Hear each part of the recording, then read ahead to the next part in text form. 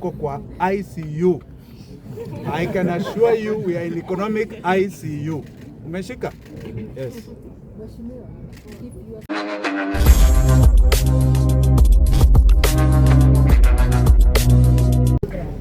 The government is unable to meet its debt obligations.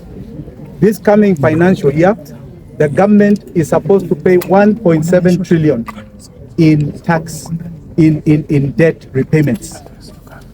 That is at current exchange rate, 1.7 trillion. It is a target that is seemingly elusive. Today, as we are talking, of every 100 shillings the government is collecting from our taxes, 80 shillings is going to debt payments. It is unsustainable. We cannot survive. Ghana rescheduled at 70. Sri Lanka collapsed at 90. Lebanon at 80%, 80 shillings to 100 going to debt like we are. We cannot sustain this anymore. We must ask ourselves what this is about, because this money is no longer coming back to Wanjigi and Mura. It is not, it is going out. Now, we have three choices and three choices alone, not the raising of tax. It will not work. We have three choices. One, we reschedule the tax, we reschedule the debt.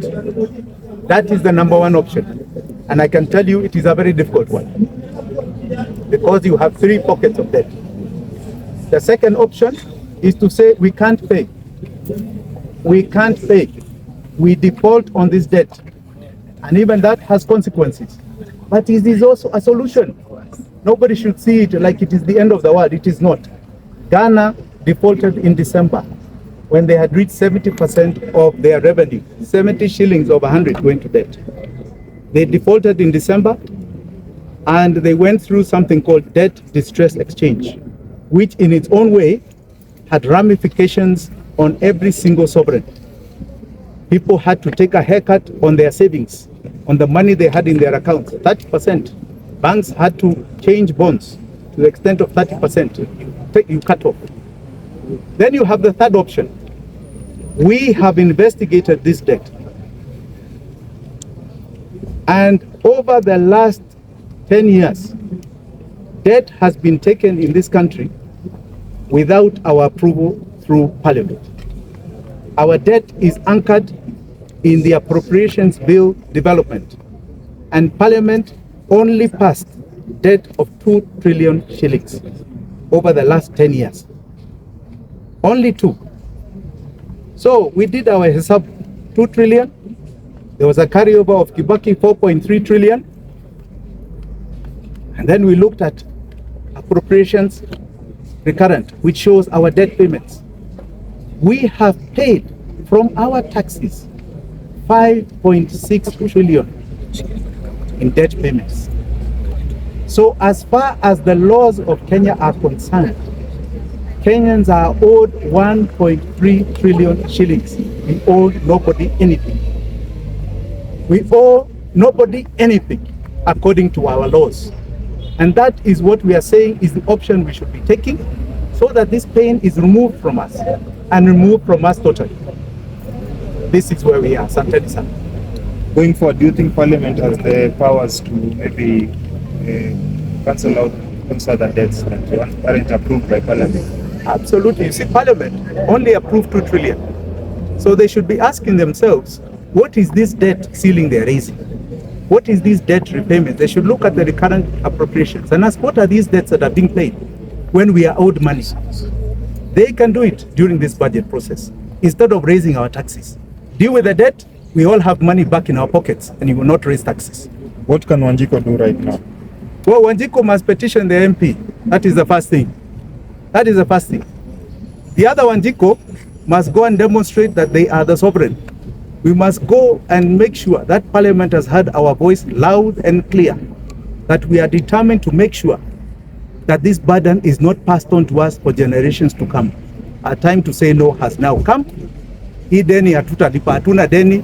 We want our money back, 1.3 trillion. Okay, that is where we are. Then there's the other option. which I'm very glad to see Senator Omtata has done. He has gone to court to say we are owed money. We are not going to pay. So there are very many options available to all of us. We can all go to court. Omtata has gone to court. Many people can go to court. It's not only one person. But that is the option. I want to just make sure that I'm making sure Kenyans are aware of their current state, and we must say no more to the rise of taxation and no more to debt payments. We have a credit, it must come back.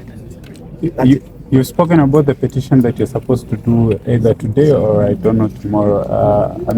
What are we expecting from the petition? The Parliament has put out a public participation notice in relation to the debt ceiling.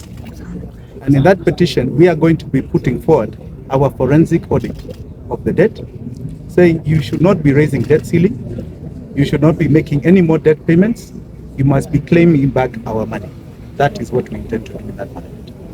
And on top of that, we also want to put a ceiling and suggest a ceiling, which must be, we must not be over 25% or a maximum of 30% of our revenue going towards any debt payment in future.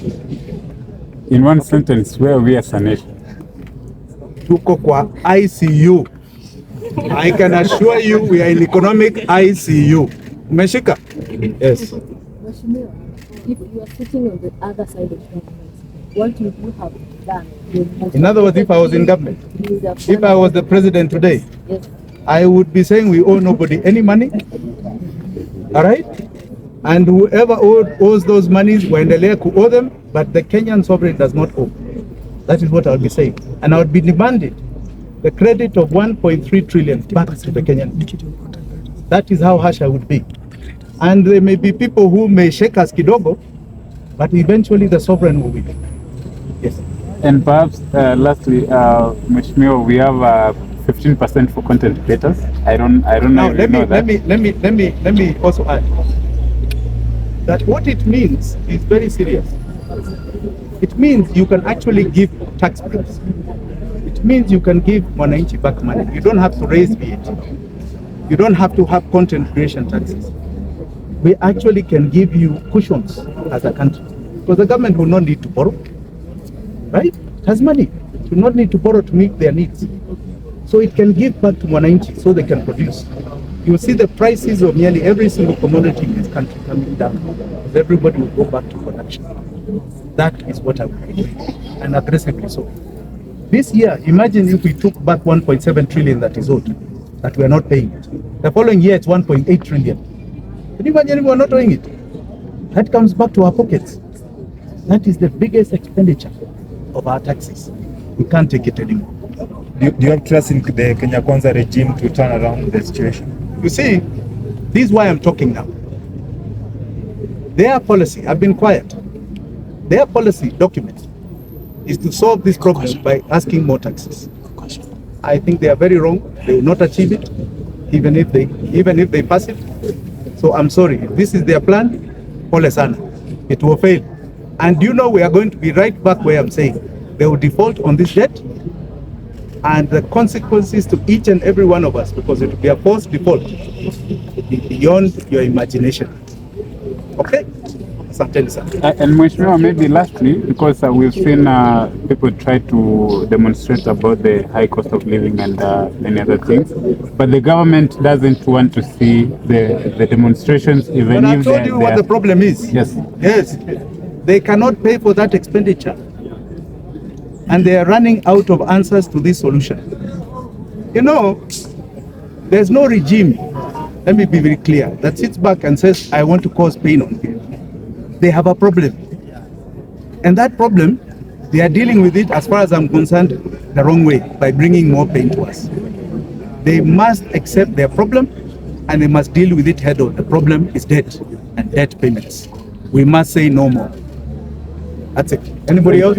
Somebody else, yeah. On a scale of 10, can you rate the Ruto's government so far? You know, it is only 8 months. I just want to talk about the current economic state. And as far as the economy is concerned, it's unfortunate they don't have the answer. Okay? They don't have the answer. Unfortunately. Asanteni sana. Mheshimiwa.